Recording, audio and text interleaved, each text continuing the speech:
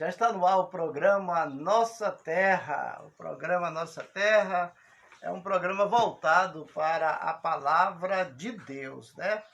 Nós podemos, cada dia, levar até o seu lar, até a sua presença, os estudos renovados da Torá, revivendo as promessas do Deus de Abraão, de Isaac e de Jacó, para que você possa se despertar para um novo despertar, confiando somente no Deus de Abraão, de Isaac e de Jacó, né? O Deus que criou todas as coisas, e só a Ele devemos adorar, toda honra e toda glória é só para Ele, e que Ele não divide a glória dele com ninguém, né? Se você, meu amigo, minha amiga, pensar que se você pegar e querer dividir a glória desse Deus com outro santo ou com outro ser humano, você pode estar perdendo ponto, né?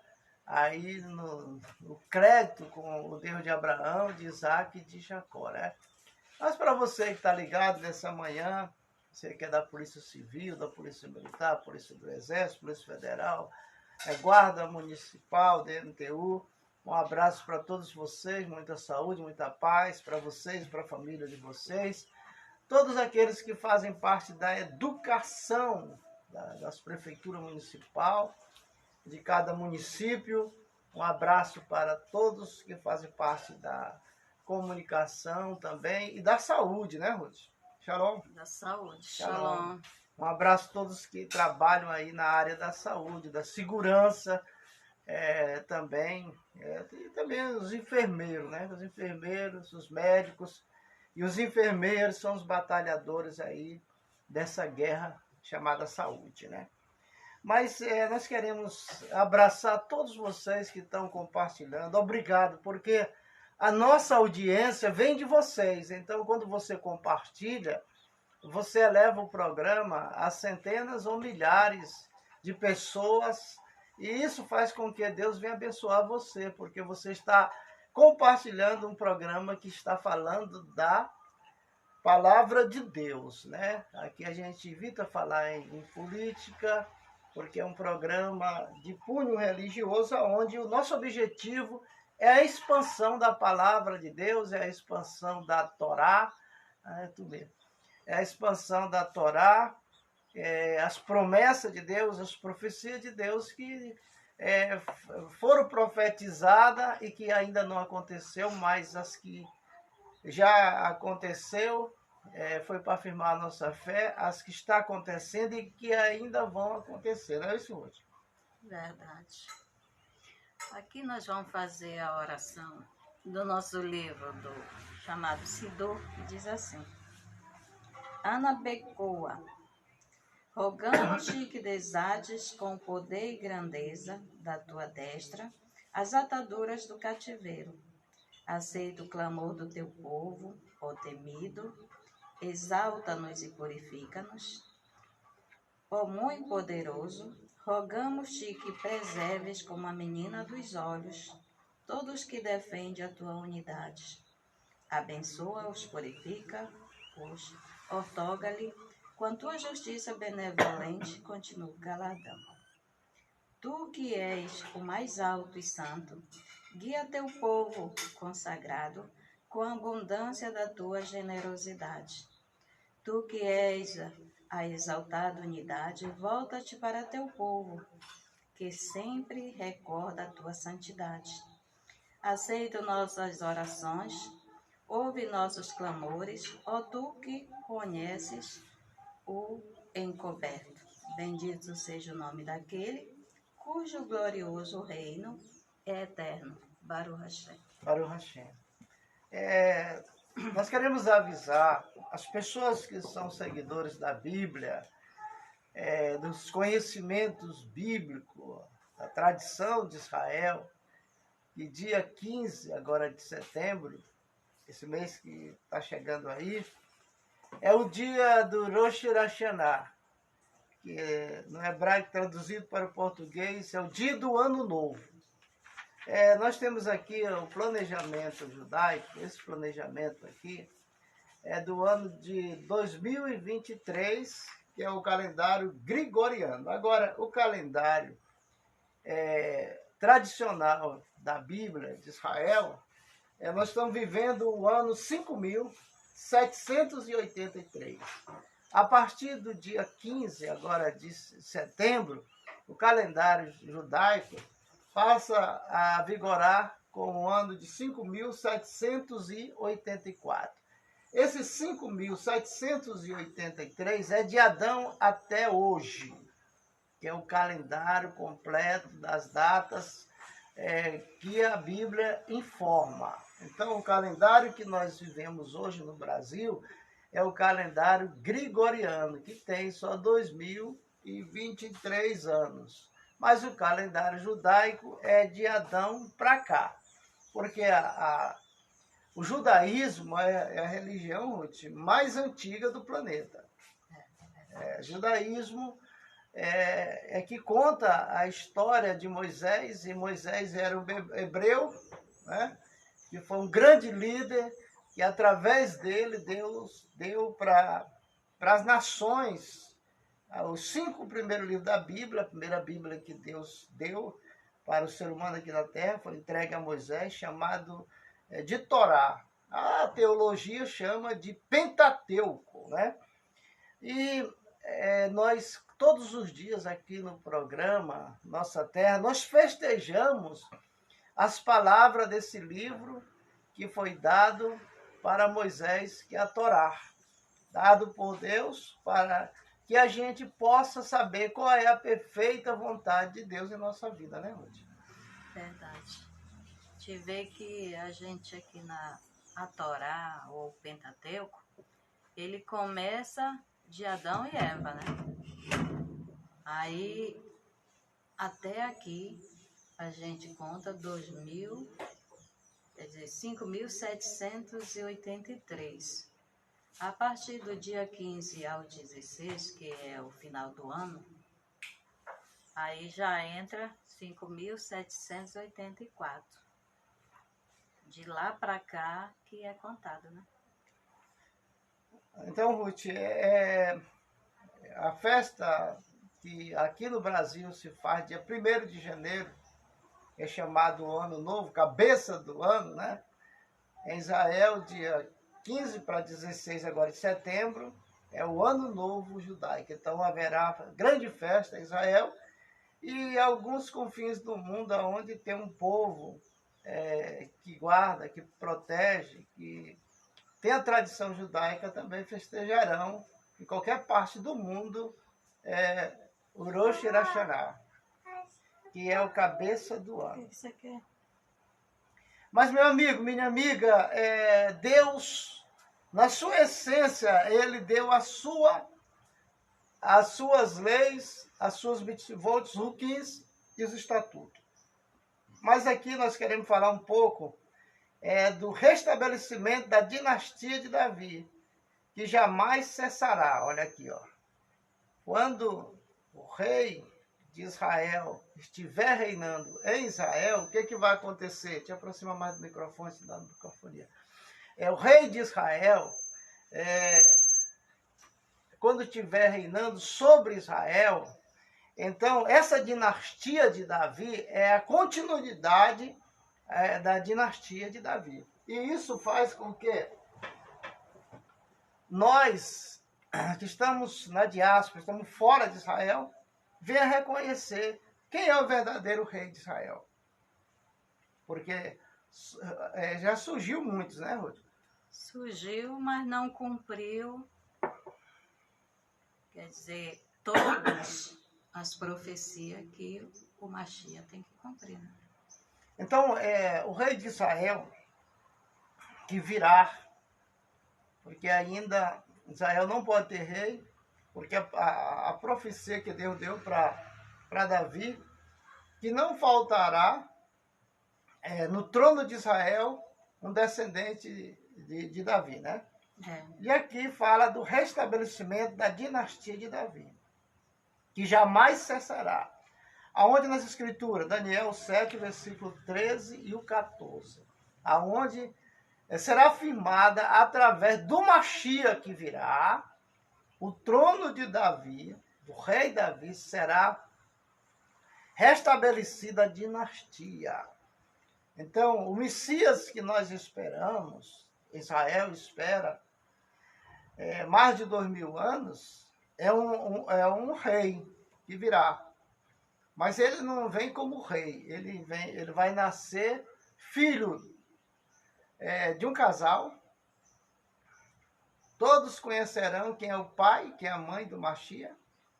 Ele estudará em escola dentro de Israel, mas ninguém saberá que ele é o Mashiach enquanto ele não se identificar, né, Ruth? Enquanto não se identificar através da sabedoria dele, não? Ele não vai fazer milagre. Não. Ele não vai expulsar demônio. Também não. Ele não vai levar ninguém para o céu. O Mashiach que virá, ele não vai levar ninguém para o céu. Isso foi Deus que falou, né? O que ele vai fazer é tomar a dinastia, como era a dinastia de Davi, e dar continuidade. O que Davi fazia? Guerreava contra as nações, a favor da implantação da Torá. O intuito desse Mashiach, que Israel espera, que as profecias prometem, é que esse Mashiach que virá, ele reinará sobre Israel, vai dominar as nações, implantar a Torá em todas as nações que ele dominar. Ele vai fazer com que as nações se curvem diante do Deus de Abraão, de Isaac e de Jacó. E as guerras virão contra Israel. As nações se levantarão com unhas e dentes para destruir Israel. Mas aí já é tarde, porque o Mashiach entrará em guerra.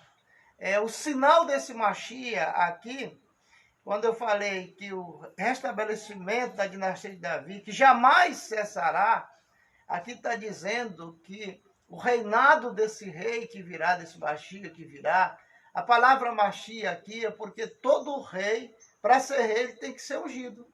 Então, esse ungido aqui, ele não é dizer assim, não, mas ele é um ungido porque é religioso. Não, não é isso. Ele vem como rei, como um político que vai trazer solução para as nações e para o povo sofrido, aonde as nações que crêem no Deus de Abraão e de Moisés e de Jacó, acreditarão na unicidade de um Deus só, que não tem um Deus quebrado, uma parte para aqui, uma parte para lá, não. O Deus quebrado aí, que o pessoal está servindo, esse Deus vai desaparecer da terra, porque, segundo as Escrituras, quem vai reinar sobre Israel é esse Mashiach. E quem vai reinar por cima desse rei é o Eterno, o Criador. Então, todos conhecerão quem é Deus, né? Todos. Todos irão conhecer. E outra coisa, a aliança que ele veio para fazer com o seu povo, como está escrito em Jeremias, capítulo 31, versículo 31, lá diz que quando essa aliança for feita, não vai precisar de ninguém ensinar ninguém a palavra de Deus. Porque todos conhecerão, até a criança de peito saberá quem é Deus. A história, quando ela se cumprir as profecias, ninguém falará de outro poderoso, não, é só Deus. Esse trono que deram para o diabo, que toda coisa é o diabo, que ele é dono disso, que ele é dono daquilo, que ele é dono do mundo, que é não sei o quê, esse trono vai ficar esquecido. Vai ficar esquecido porque aparecerá no auge da história de Israel uma pessoa semelhante a Davi, né? Que reina como Davi. Ungido, que vai reinar sobre as nações, vai reconstruir o terceiro templo, porque o Mashiach, um dos sinais dele, seria a construção do terceiro templo. O Mashiach, ele vem para isso. Ele vai restabelecer a construção do terceiro templo, ele vai restaurar a dinastia de Israel, tornando Israel em país, porque hoje é Estado, e ele vai fazer com que a Torá, essa Torá que nós estamos anunciando aqui, ela esteja em todos os lares, todas as pessoas hoje. As profecias dizem que correrão de um lado para o outro para saber da palavra de Deus. E essa palavra de Deus é a Torá. Não é aquela profecia que as pessoas chegam, enrola a língua e fala, tal, o que quer, pula, cai pelo chão, rola. Não é isso aí, não. O que as pessoas irão correr atrás é de saber o que está escrito na Bíblia, da palavra de Deus. Correrão. Mas o Velho Testamento foi abolido, não existe mais, agora nós temos um novo, e o velho ficou esquecido. O Deus do Velho Testamento nunca ficou esquecido. As suas leis permanecem em vigor. A lei da atração, todo tipo de leis que nós temos nesse mundo, Ruth, está no Velho Testamento. Falando do Velho Testamento, a lei da atração, a lei, a energia elétrica, tudo que nós vemos, que nós possuímos, que nós utilizamos nesse mundo agora, tudo já estava escrito já lá no Velho Testamento. Como é que o Velho Testamento foi abolido? E me diga uma coisa, Ruth, por que essas pessoas que dizem que o Velho Testamento foi abolido, mas quando alguém rouba, ele é o primeiro a jogar pedra? Quando alguém adultera, ele é o primeiro a levar a pessoa ao fracasso. Aí diz, tu está em pecado, está em pecado. O que é o pecado? É a transgressão da lei. Eles sabem o que é errado, não ensina, e se alguém cair nesse erro, eles são juiz para estar dizendo, tu errou, tal, tu vai para o inferno, o capeta vai comer teus ossos, essas coisas assim. Mas na realidade, Ruth, o que a Bíblia quer que nós venhamos conhecer é quem é Deus. Qual é o seu nome? Como é o seu nome? Qual é o nome de Deus? É tanta gente pregando, ensinando aí, dizendo que é de Deus, que tem intimidade. Olha, porque Deus me falou isso assim de você. Deus não é fuxiqueiro, não, Ruth. Não, Deus não é fuxiqueiro, não. Que Deus é esse que revela a intimidade do ser humano e põe ao escândalo, ao escárnio, se ele odeia isso? O que foi que Jesus disse lá no Evangelho?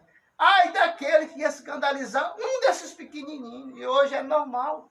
A gente vê as autoridades da igreja escandalizando, acabando com alguém, às vezes até para tomar o lugar ali, a gente vê isso.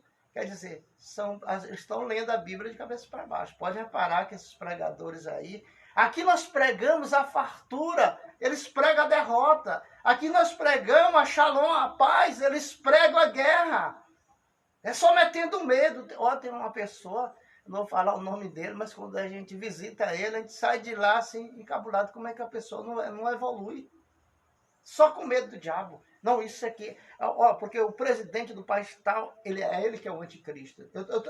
Eu estou estudando isso aí e depois eu vou te dizer. Depois ele chega com a gente assim, não é ele, não, agora é o outro.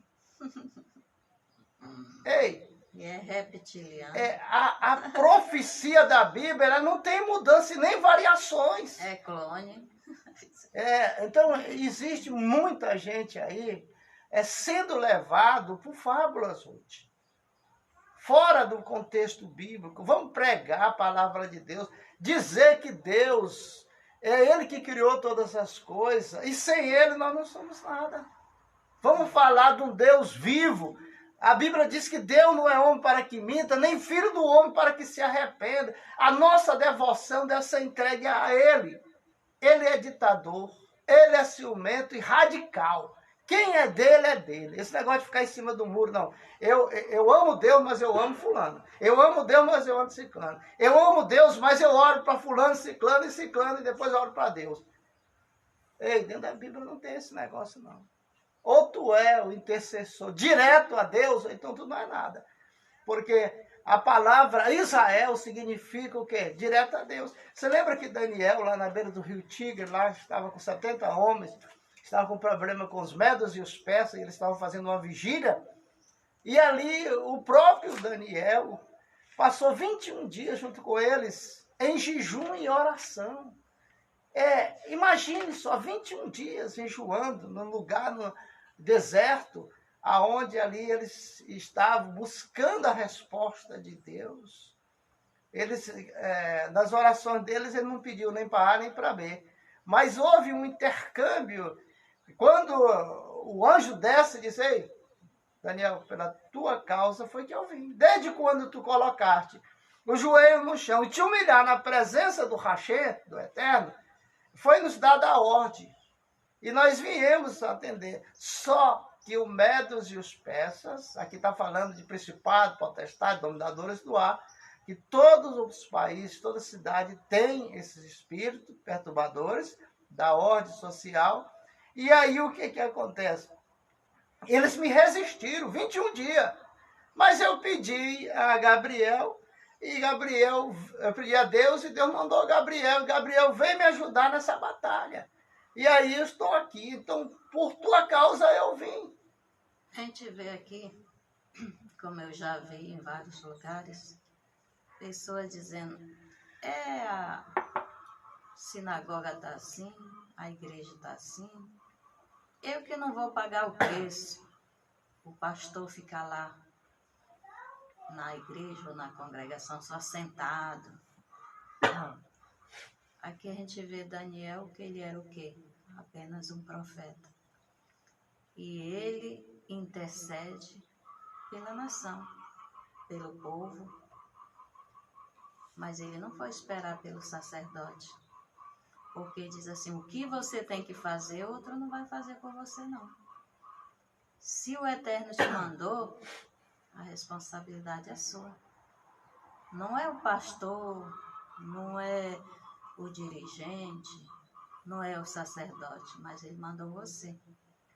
Mas eu já vi pessoa que diz, não, é o pastor e é o pastor que vai ter que fazer. Ele fica lá sentado na casa dele, eu não vou pagar o preço. E quando a cobrança vem, é duro, né? Ruth, nós já tivemos em frente à igreja com um pastor evangélico e a gente viu as dificuldades porque ser pastor não é fácil, não. Não. Você liderar um bando de gente assim, encrenqueiro, desconfiado. Tem muitos irmãos e irmãs que são sinceros na obra, mas a maioria não são dizimistas, não são ofertantes e são fofoqueiros. E todo pastor sofre quando chega no final do mês, que ele tem que pagar aluguel, que ele tem que pagar algumas coisas, né, que foi usada no culto lá. Tem que pagar água, luz, a vez telefone. A internet. E outras coisas mais. Aí chega no final do mês, está em vermelho. E a pessoa que não ajuda, quando ele chega, ele ainda fica exigindo. A central não está funcionando. Ela está muito quente. Não sei o quê. Aí fica só falando. Mas o que ele tirou do bolso para ajudar? Nada. Porque a congregação ou a igreja, uma sociedade, até um clube, ele é mantido por ajuda de todos. Pelos membros. Pelos membros. Até um dia desse disse assim, na congregação, se eu tivesse dinheiro, eu fazia isso, eu fazia aquilo sozinho. Eu digo, aí está errado. Porque tem que ser feito pela cooperação de todos. Não é só um. E às vezes quando a pessoa faz mais do que o outro, ele quer mandar. Ele quer mandar no pastor, ele quer mandar no dirigente, ele quer mandar em tudo. Por isso que o Eterno, quando ele mandou construir o templo, ele mandou que cada um trouxesse a oferta que o seu coração, né, desse ali, que a pessoa sentisse no seu coração de dar, para construir o templo. Assim também toda a congregação, sinagoga ou igreja, conforme seja chamado na sua, aí que você congrega, tem que ser a cooperação de todos. E ali que passa a dizer que todos são iguais, né, perante o Senhor, porque ali não tem diferença. Se é pobre, se é rico, tem a quantia certa. Ele diz, não, porque eu sou rico, eu vou dar mais, eu vou dar 20 de dízimo. Não, é tudo igual, é 10%. Ruth, nós temos uma pessoa em Paraupebas, ontem ele me ligou. Eu estava conversando com ele e eu disse, olha, irmão, aqui na sinagoga, nós suspendemos dízimos e ofertas. Porque eu tenho autoridade, eu como rabino da congregação, um pastor de uma congregação, um líder de uma religião, ele tem autoridade, só não usa se não quiser. Porque eu lembro que uma vez, no Novo Testamento, Paulo estava preso. E veio o mensageiro de Corinto, porque lá havia uma contenda entre os irmãos. Toda igreja tem essas coisas. Um grupo quer mandar mais que o outro. Tal. Como Paulo estava preso, aí disseram, gente, vamos fazer o seguinte, vamos mandar um mensageiro lá, aonde Paulo está, e aí para ele dar uma decisão do que devemos fazer com esse povo que estão aqui. Eles adulteram, se prostituem, mas querem estar no púlpito. Aí andaram lá, o mensageiro chegou, conversou, contou para o apóstolo Paulo lá, disse, olha, Shaul Rachalia, o que está acontecendo é o seguinte, tem um grupo lá que eles adulteram, eles fazem assim, assim, assim, mas são dizimistas e ofertantes. O que devo fazer? O que devemos fazer nós, o ministério, contra essas pessoas que não querem seguir os mandamentos de Deus? Aí ele diz, faz o seguinte, entrega para Satanás, para a carne ser destruída e a alma ser salva. Então, um líder, ele pode fazer isso.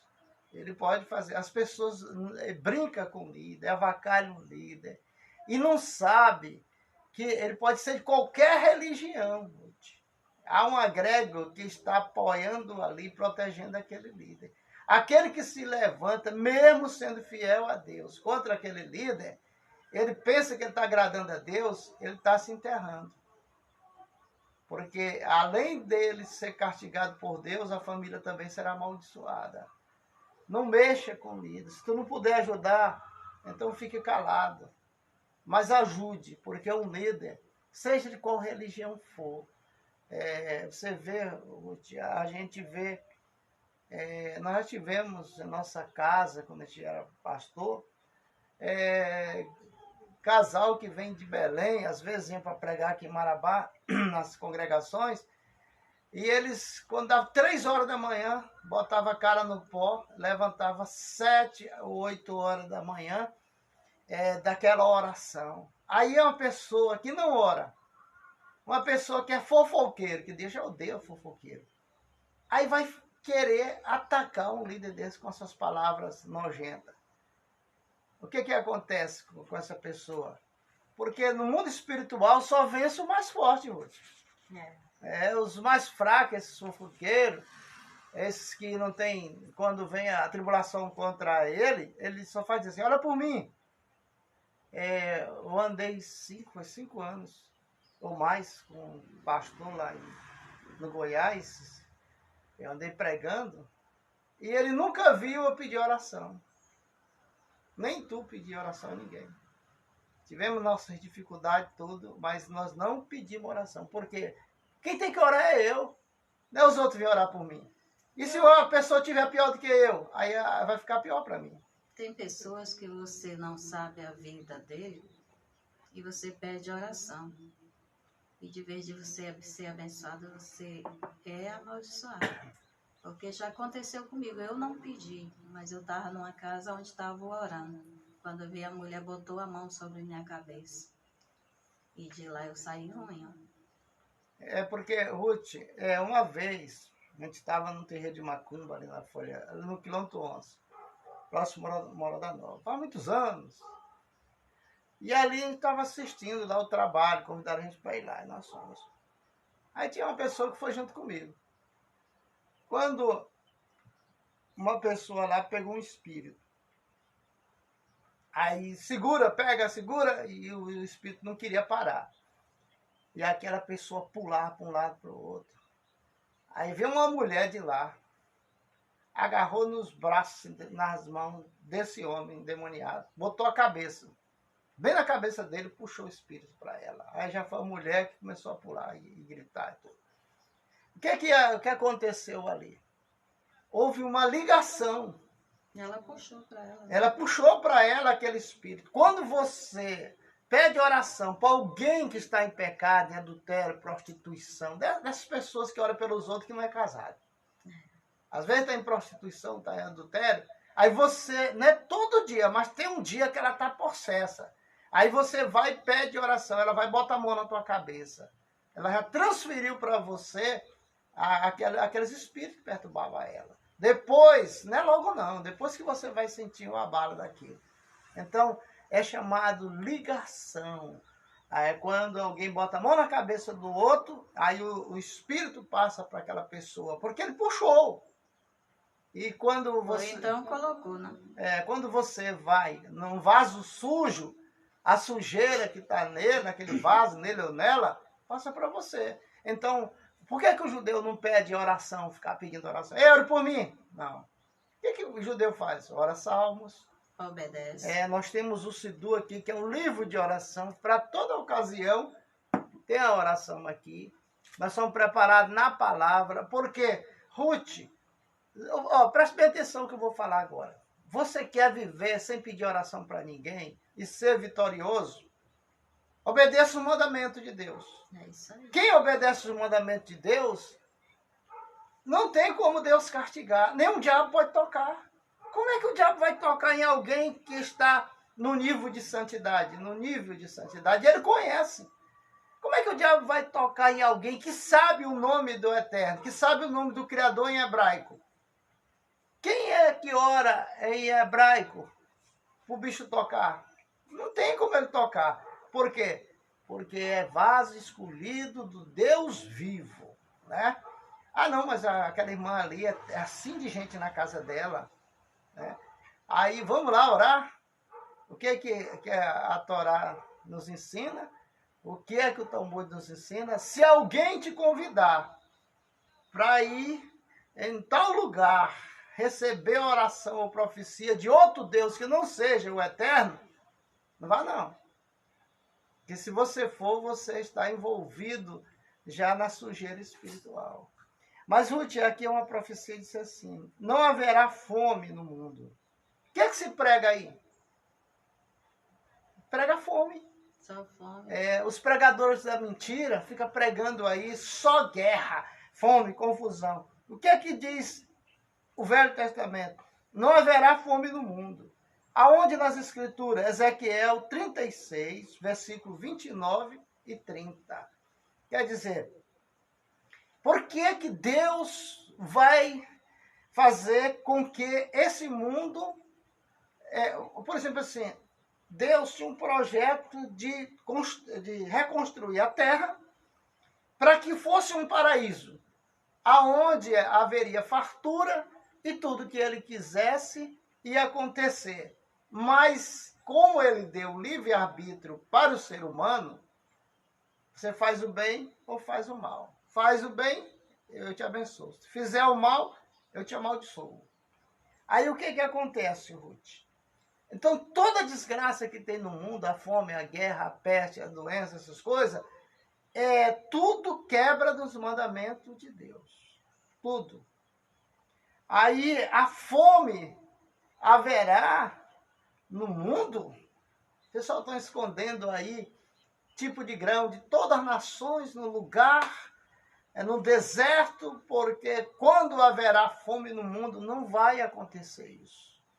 Porque o projeto de Deus no Velho Testamento é de tirar de você e de mim, e de você, Ruth, o desejo de comer carne, que é o instinto animal, não é um espírito.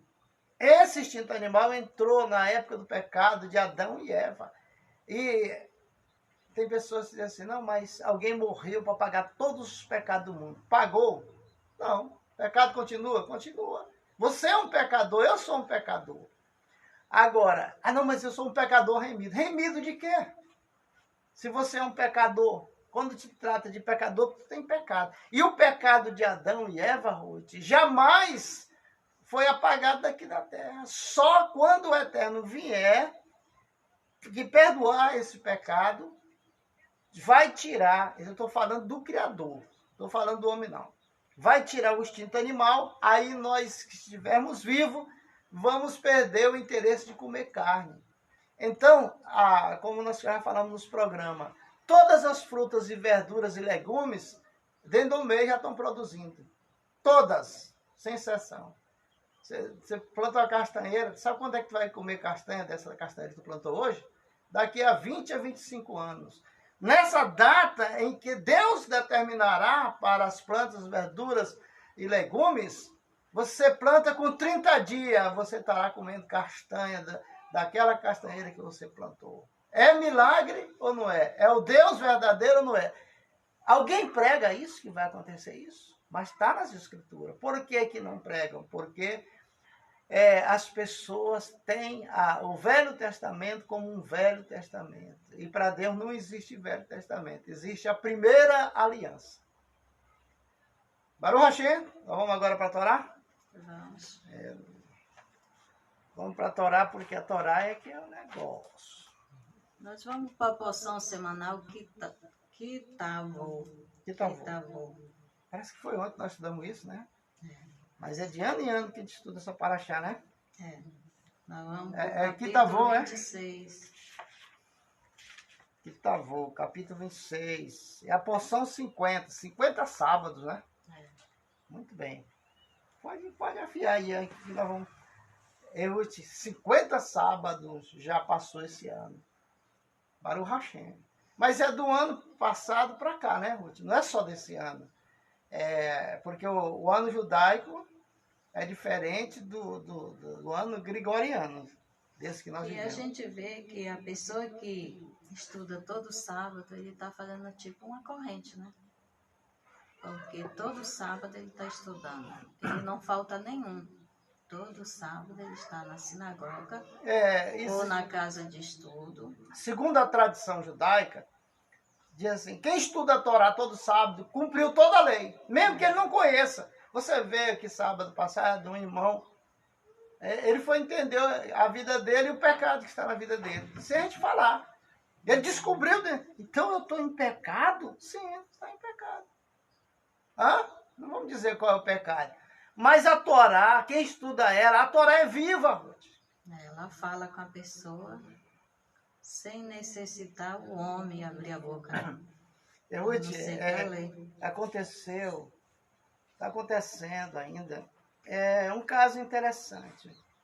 O meu filho mais velho tinha um cachorrinho, e aí ele, um tipo de uma virose, uma coisa, e ele adoeceu, amanheceu alegre, foi no máximo uma semana, ele morreu, e ele gastou muito dinheiro porque a família, né, a esposa e os 3 filhos em cima, e ele amava demais, deixaram de ir em compromisso porque o cachorro estava doente. Aí o nosso filho veio de Anápolis, trouxe um cachorro, pitbull, cachorro dócil, né? Todo mundo gosta dele aqui em casa. Mas já veio com esse tipo de virose, uma coisa que está dando aí. Aí ele correu fazer tratamento, só no dia ele gastou R$250. E em cima, para curar o cachorro. Veterinário, consulta. Aí ele, às vezes ele fazia vigília, ficava a noite toda com o cachorro, para não deixar o cachorro morrer. Aí nós estávamos conversando aqui em cima, depois do programa, aí ele falou, pai, o que foi? Pai, eu acho que meu cachorro lá no quintal morreu. Por quê? Ele passou bem ali. Ele tem dom de visão, né? Aí ele viu a alma do cachorro passando aqui em cima. Aí quando voltou lá, o cachorro tá vivo. Aí tem hora que volta lá, o cachorro tá morto. Aí, depois ele volta lá, o cachorro tá vivo. Quer dizer, aquela alma tá lutando, a alma do cachorro tá lutando. Porque a barriga dele tá grande, né? Tá infeccionado por dentro. A gente não sabe explicar, porque até o veterinário passou remédio, mas não fez efeito nenhum, porque eu acho que já está muito evoluída a enfermidade, né? Mas é isso, gente. A gente aprendeu no judaísmo, a gente já amava os animais, né, Ruth? Já. Aí a gente vê os nossos filhos com amor mesmo, assim, um amor pelos animais. Aqui os nossos netos, tudo já nasce com aquele amor pelo gato, pelo cachorro. Aquela alegria de ter um animal fazendo parte da família, né? Mas vamos, para Deuteronômio capítulo 26, a paraxá de Kitavô. Essa aqui, o que Kitavô, Ruth?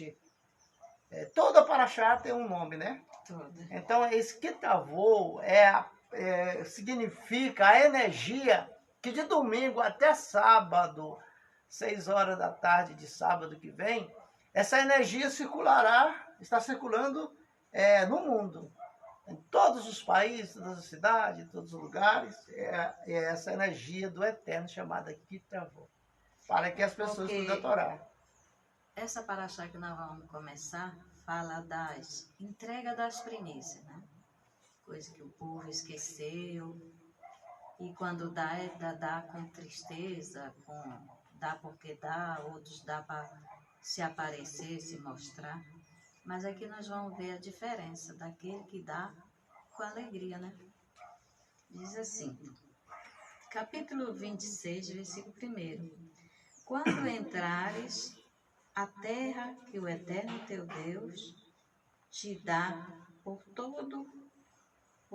herança, a herdar e nela habitares. Tomarás das primícias de todo o fruto da terra que trouxeres à tua terra, que o Eterno teu Deus está dando, e os porá no cesto, e irá ao lugar que escolheu o Eterno teu Deus, e ali fazer habitar o seu nome.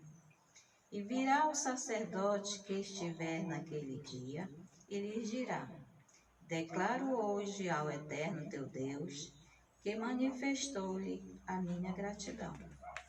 Porque entrei na terra que jurou o Eterno a nossos pais que nos daria. E tomará o sacerdote o cesto da tua mão, e pousará diante do altar do Eterno teu Deus. Falará em voz alta e dirá diante do Eterno teu Deus: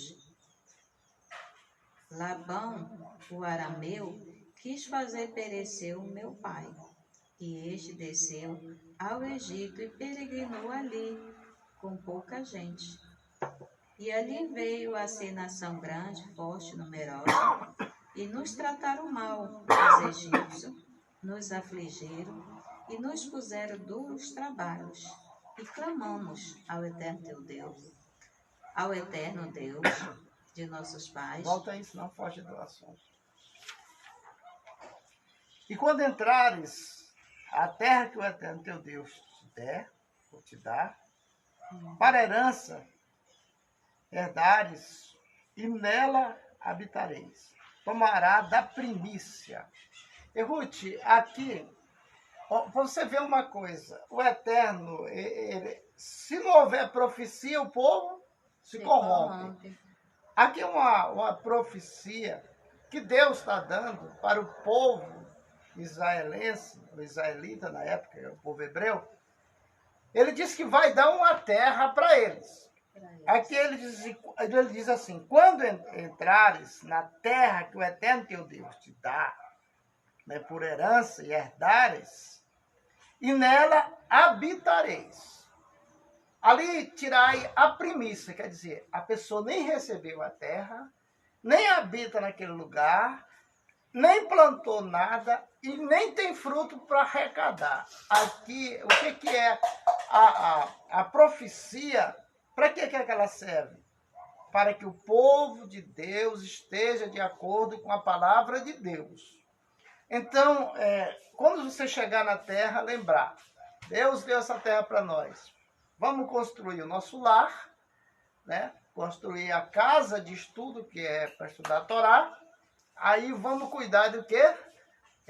De fazer cerca, pagado, de lugar da plantação, o PA, que mesmo que você chegou, não tem nada, mas agora você herdou. Deus te deu condição de você comprar, adquirir aquele pedaço de terra. Você já sabe, pela sua cultura judaica, que tem que tirar parte do órfão, da viúva e do pobre.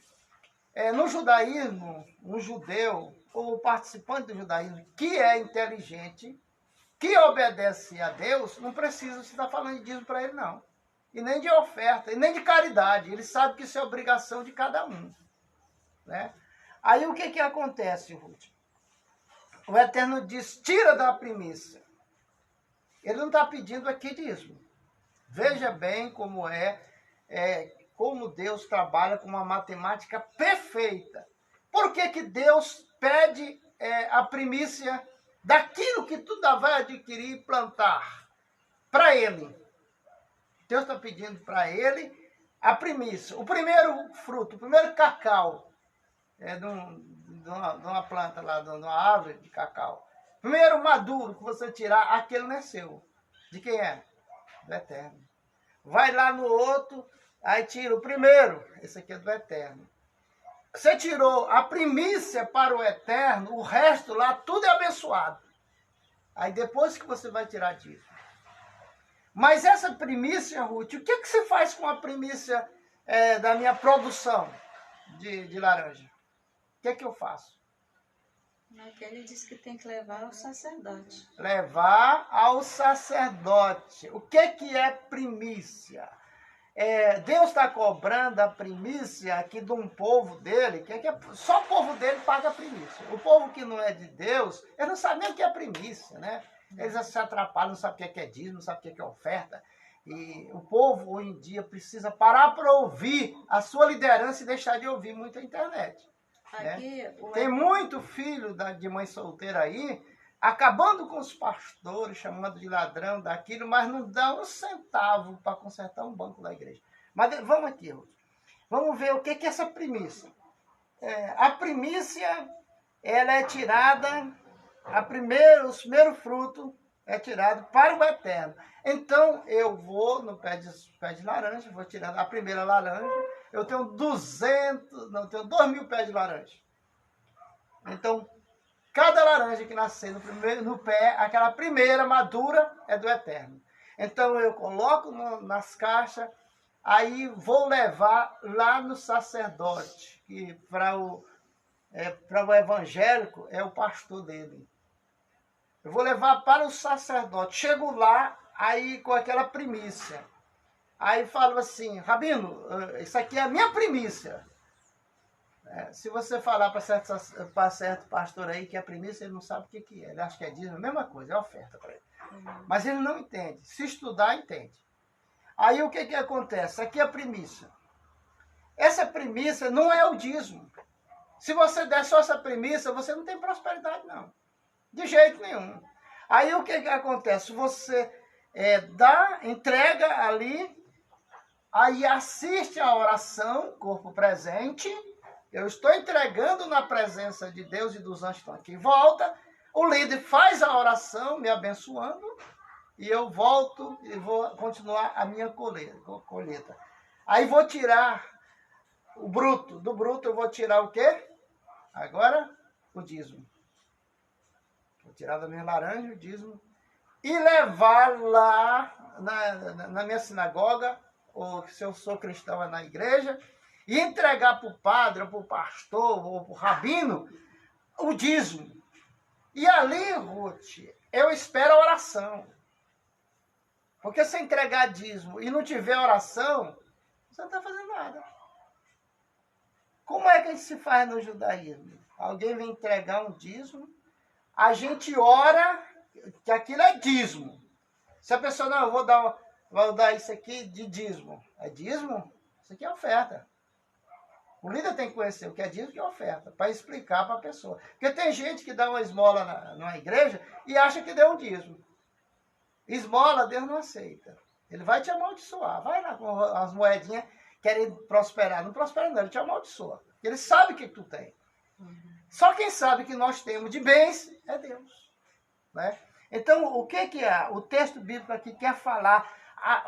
Você que é crente, quer prosperar só obedecendo a Bíblia, faça isso. Dê dízimo, dê oferta e dê primícia.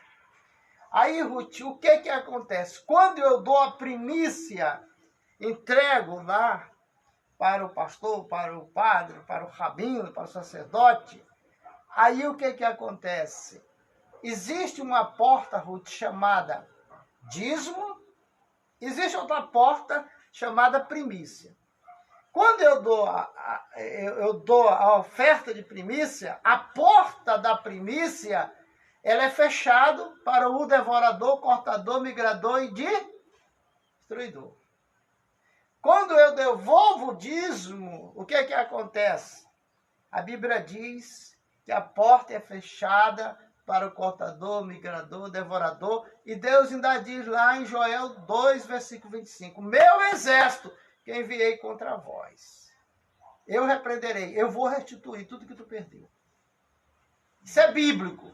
Fora disso, não é bíblico. Mas ele só restitui aquele que é fiel, né? Aquele que é fiel. O que Satã falou para o Eterno? Quando o Eterno falou assim, ei, Satã, vem cá. Tu viu lá na terra o meu servo Jó? Ele estava lá no céu, no trono do Altíssimo, batendo papo. Tu viu meu servo Jó? Aí Satã falou assim, tem razão. Tu cerca ele com as tuas proteções. Tudo que ele te pede, tu dá. Mas deixa eu tocar nele para ver se ele não blasfema. Aí o Eterno, tá bom, vai, toque nele. Agora não toca na vida dele não, porque ele é minha. A vida do dizimista é do Eterno. A vida do não dizimista não é do Eterno. Porque Satã disse, também tu cerca ele com teus bens. Quem é dizimista tem anjos protegendo. Quem não é, não tem. Pode ter até muito, vai perder. Vai perder. Lá na frente vai perder. Porque é bíblico isso. Não é medo, não é, mas o diabo vem tomar minhas coisas se eu não for dizimista. Quem vai tomar as tuas coisas é o próprio Deus que manda Satã ir lá. Satã é para isso, é um anjo de Deus que obedece a Deus só para castigar quem é desobediente. Barão Axé? Dá para falar agora? Eu deixo você falar. Diz assim, você pega as primícias que você tirou, não é todo dia, é no dia da colheita, tem um tempo certo. E você leva até o sacerdote e dirá assim, versículo 3, irá o sacerdote que estiver naquele dia e lhes dirás, declaro hoje ao Eterno teu Deus e manifesto a minha gratidão. Quer dizer, a primícia, você está declarando ali a tua gratidão pelo Eterno ter te abençoado. E ali ele cita aqui que a descendência nossa, as tribos vêm de quê? De Jacó, né? Jacó ele desceu à casa de Labão, lá no versículo 5, o arameu. E eles quis perecer o meu pai, né? Que depois que ele saiu da casa de Labão, depois de ser enganado, viveu 20 anos na casa do sogro, ele desce ao Egito, né? Peregrinou ali com pouca gente, e ali veio a nação grande, forte e numerosa. Depois vem a escravidão, né? E nos trataram mal os egípcios, nos afligiram e nos puseram em duro trabalho, né? Aonde escravizaram. Mas o Senhor prometeu que ia dar para eles uma nova terra, uma terra que emana leite e mel, e tira eles do Egito através de Moisés, leva para a terra prometida. Só que durante a viagem foi 40 anos. Mas mesmo assim o Eterno dava o pão de cada dia. Todo dia tinha aquele maná que caía do céu, né? Todo dia o maná caía e tinha um gosto diferente. Tinha um gosto diferente, porque senão a pessoa enjoa, né? Ruth, mas quando trata do maná, até agora as pessoas não sabem o que é feito o maná. Porque o maná é o seguinte, quando alguém comia uma porção do maná, o maná satisfazia assim, o desejo do corpo quase pelo dia todo. Você comia de manhã e quase não comia no almoço nem na janta, porque ele tirava a ansiedade de comer, aquela saciedade que a pessoa tem de comer. Então, o alimento adequado. A pessoa comia, que era o maná, que caía do céu. Quando eles vão para a terra prometida, maná, leite e mel, tem muitas pessoas que pensam assim, quando eu chegar lá tem de tudo.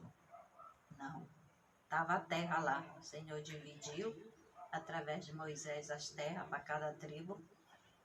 E eles tiveram que limpar a terra e depois plantar, e o Eterno fazer crescer para eles poderem colher. Aí o Senhor diz, agora, de tudo, a primícia, né? Você tira e leva ao sacerdote. A pessoa pode dizer assim, como muitos eu já vi, Deus não come. Mas aquilo ali é para dar, porque na casa tem que ter, no templo, tem que ter o alimento. Tanto para o sacerdote que faz a obra, como para aqueles que chegam, como também para aqueles menos favorecidos, que a pessoa faz a cesta básica, né, para dar. Porque se a tua igreja não tiver como ajudar o menos favorecido, Não tiver ação social. não tiver ação social, como fará? A pessoa vem só para contar, ou a vez não vem porque está com fome, não vem para congregar. Aí só conta a miséria. Então, aquele que tem mais é para dividir com aquele que tem menos. E para isso que servia as primícias, né? Ruth, aqui em Marabá, na época do pastor Jonas Moraes Cavalcante, eu não era crente. E tinha um político aqui, rico. Aí, às vezes eu chegava lá e ele dizia assim, olha, para pegar 8 sacos, pega feijão, tanto, arroz e farinha. E vai entregar lá na 13 de maio, na Assembleia de Deus. Esse é um compromisso que eu tenho de todo mês dar, que é para os pobres. Quer dizer, ele não era crente também. Não. Então, quando você, na sua igreja, por ela ser pequena que for, que você faz o ato social, que é a caridade, você ajudar os menos favorecidos, ali você vê que a mão do ímpio abre para te ajudar. E o Eterno também o abençoa. Às vezes eu chegava lá e ele falou, acabei agora de entregar. Tu não estava aqui para nós levar o arroz, a farinha, o feijão lá na Assembleia de Deus. E aqui que é a obrigação do órfão, da viúva e do estrangeiro. Aí, porque quando a mão é aberta para a caridade, não importa a religião, as pessoas vão entregar. Você vê lá em Belém do Pará, como eu andei muito lá em Belém, evangelizando aqueles presídios, até lá perto de Castanhal, por ali, tudo eu já andei. Evangelizando quando eu era apenas um simples crente. E lá teve um desembargador um tempo que adoeceu e um político estava preso. E eu fui lá para o hospital da Polícia Militar. E a gente ficou lá dando assistência a esse povo espiritual. E aquele político, ele até era pai de uma vereadora daqui de Marabá. Evanice, Shalom. Aí, o que aconteceu? Aquele homem lá, eu fui conversar com ele, aí ele disse, eu sou espírita. Não tem problema não, tu vai ouvir aqui a Bíblia, eu vou falar para ti, tu aceita? Aí ele com muita luta aceitou. Desembargador, o cara, né? Não falava nem com gente pobre. Mas aí eu comecei a conversar com ele. Sabe o que é que ele era? Ele era um dos colaboradores da Casa do Pão Santo Antônio, lá em Belém do Pará, onde se pratica caridade. A gente vê lá chamado Casa do Pão. Lá no Filoiola, de manhã, as pessoas às vezes saem muito cedo para ir trabalhar, para ir se consultar. Não toma nem café. Não toma nem café. Às vezes não tem nem dinheiro para pagar, aí como a gente via lá, muitas mães iam levar seus filhos com câncer. Às vezes tinha que fazer unha das pessoas para conseguir o dinheiro ao menos para pagar a passagem do ônibus. E ali estava aquele monte de pessoas distribuindo pão, café, Nescau, quer dizer, ali estão fazendo a caridade. Mas só faz se os membros ajudar. Porque se não tiver como que eles vão comprar e pagar? Ruth, quando eu estava tomando quimioterapia por causa do câncer, eu lembro que uma vez vinha aquele povo, né, cedo, e com aqueles pães, né, bem enroladinho, tem papel alumínio, vem com manteiga, o café com leite. Aí, como eu estava lá como paciente do Filoiola, do Hospital de Câncer, em Belém, aí eu falei, rapaz, eu vou ficar aqui, eu aguardando. Aí eles vieram na fila, entregando com a maior decência, E higiene também, né? Tudo bem. Tudo limpinho. Tudo limpinho. Aí chegaram e me entregaram. Aí eu fiquei olhando, rapaz, que ponto eu cheguei. Agora um enfermo aqui na fila do pão. Não, E tomei o café com aquele pão e manteiga, mas estava tão gostoso. Tem uns que faz o da sopa. A Sopão. pessoa pega aquela sopa, eles dão aquele copo, já com a colher. Mas tudo é feito conforme o que é a cooperação de todos. Porque senão não tem. Até mesmo se uma pessoa só fizer, como é que vai distribuir? Como é que vai levar? Tem muita gente. Eu conheço que na nossa cidade um pastor que trabalhava de evangelismo, de casa em casa, o pastor Zé Cavalho, Assembleia de Deus de Missão. Ele tem esse ministério de conseguir fazer o sopão e ir para debaixo das mangueiras, e ali ele faz culto, dali ele começa a igreja debaixo da mangueira. Isso aí é testemunho que eu vi mesmo. E as pessoas que não podiam comer lá na hora, levavam a sua vasilha para trazer para casa. Para casa. Quantas famílias estavam ali sem ter o que jantar? E levavam. Tudo por o Eterno, o primeiro, o primogênito é dele. Aqui ele pede os frutos, mas ele pede também os filhos, que seja para ele. O primogênito da família, para ser abençoado os outros filhos, é necessário você fazer o resgate do primogênito. Ruth, você está falando aí da primícia. Da primícia. O que é? Falando tanto o que é a primícia, Ruth?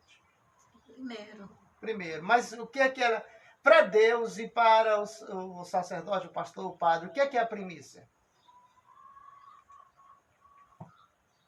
Diz assim, como disse, para Jacó, é o fruto das tuas forças, é o primeiro fruto, é o primeiro filho. Não. Então, não é isso, não é isso. A primícia que Deus pede aqui na Bíblia para os seus membros, o pessoal que esqueceu, essa primícia, nós estudamos dentro da cultura judaica, que a primícia é um imposto territorial. Por exemplo, assim, todo ano nós temos que pagar o IPTU, que é um imposto que se paga para o prefeito da cidade, seja qualquer cidade. Tem que pagar o IPTU. Esse imposto é chamado imposto territorial, né? IPTU. Agora, dentro da religião, a primícia ela é como o salário do pastor, do padre ou do rabino, do sacerdote. O obreiro de Deus é proibido de comer o dízimo. Porque é dividido, cada caso é um caso. Quando você vê obreiro comendo dízimo, ele está mal informado. Porque o dízimo é para que haja mantimento na minha casa, né? E depois fazer prova de mim. Que é o mantimento na casa, que é essa parte que dá para aqueles que chegam ou aqueles que estão necessitando. O líder não pode comer dízimo, nem ele nem a família dele. Porque a primícia foi o que Deus estabeleceu para que o obreiro, aquele que vive da obra, comer aquilo. Aí lá no Novo Testamento, se aquele que prega no altar, viva do altar. Aí as pessoas entendem errado. Não é assim. Daquele dinheiro que entrou no altar ali, tem que tirar o dízimo, a oferta, a primícia, aí pagar a água, a luz, o aluguel, os utensílios da casa, né?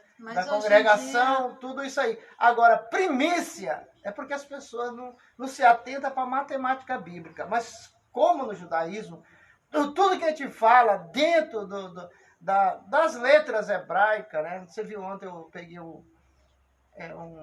baralho com 22 cartas, né? Lâminas, e ali eu transformei aquele baralho num baralho judaico, que são, até está te mostrando, as letras e os números. Então, dentro do judaísmo, qualquer texto que a gente lê, a gente relê fazendo a guimatria, que é a matemática bíblica. Então, primícia, sim, é para o sacerdote, para o líder, daquela religião, daquela congregação comer. Agora, dízimos e oferta, não. E a gente vê também que a primícia, tudo é do Eterno, até o pescador. Quando ele vai pescar, o primeiro peixe ele devolve ali ao rio, ao mar, depende de onde ele estiver. Que é para o Eterno abençoar, para ele ter uma pescaria abençoada. Nós tínhamos um amigo, né? Acho que não está vivo, não lembro se ele está vivo, chamado Padeirinho. Ele era mais velho que nós. A gente era menino ali na beira do rio e a gente pegava muita voador, muito piau e pacu. De caniço, de anzol. Ele chegava, ele pegava o primeiro e soltava. Rapaz, não solta, podia ser grande, e soltava. Aí um dia eu curioso, Tem gente que só quer soltar o pequeno, né? É. Grande não. Aí eu curioso, por que tu solta o primeiro peixe? Eu solto, aí continuo pescando, aí Deus me dá mais. Aquele primeiro é dele. Ele já tinha. Mas o cara não é religioso, não é, era igual eu, um menino que não tinha religião nenhuma, bem dizer. Aí, isso nunca saiu da minha cabeça. Então, no judaísmo, a gente vê que isso aí é a primícia. Ele pegava a primícia e devolvia para Deus. Aí Deus lhe enchia a sua canoa de peixe. E a gente, às vezes, pescava do lado dele. Às vezes, ele pegava uma continha, a gente pegava o máximo 10, 20% do que ele pegava. Ele sempre pegou peixe a mais. E a gente dizia assim, que esse cara tem uma coisa aí nele que... Mas era isso. São segredos milenar que às vezes a pessoa carrega e não sabe por quê. Nós vamos chegando ao final. Se você quiser, amanhã nós vamos continuar falando das primícias e como era para chegar até no templo. Eles não levavam o triste, eles faziam uma procissão. Foi daí que foi inventado a profissão, né? A procissão. Que eles iam com os bois enfeitados em carroças para levar a primícia na até maior o alegria. Tempo. Até chegar o tempo. Mas se eu tenho uma fazenda e moro muito distante da sinagoga, eu como praticante do judaísmo, como é que eu faço? Hoje em dia você tem banco para todo canto, né? Não, estou falando, eu estou distante da cidade, da civilização. Aí eu tenho uma terra. Aí quando chegou a época da primícia, o que é que eu faço? Eu não tenho condição de ir até lá no templo. Ou no banco. Ou na sinagoga. Não esquece o banco, rapaz. Não, porque você pode vender e mandar. Não, se você mora distante, pensa como era antes. A pessoa morava 10, 15, 50 léguas distante de Jerusalém. Como é que ele fazia? Como Deus ensinou para ele devolver dízimo, oferta e primícia? Nós vamos ensinar você amanhã sobre isso. Aí tu me lembra, vice? Se tu não lembrar. É. Chegamos ao final, vamos curtir, compartilhar. Não esqueça de se inscrever, você que é novo no canal.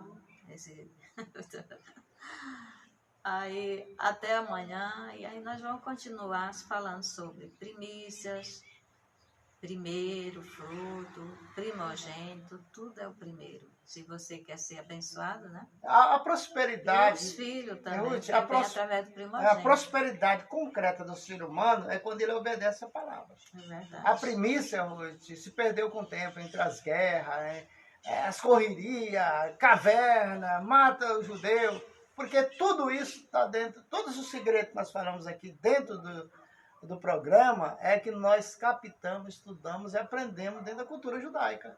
E muita gente fica encabulado por que a gente mora no sul do Pará, na cidade de Marabá, e sabe tanta coisa do judaísmo. Mas hoje, pela internet... Né? Chegamos ao final. Ei, deixa eu falar para você uma coisa. Olha, nós temos uma oficina aqui na Folha 20, é a UTI Cell, onde você traz o seu celular, na hora eles consertam, troca a tela, troca a bateria, troca a capa, troca o que mais? Tem um bocado de coisa. E você sai com o celular novo, na hora. Isso é na hora.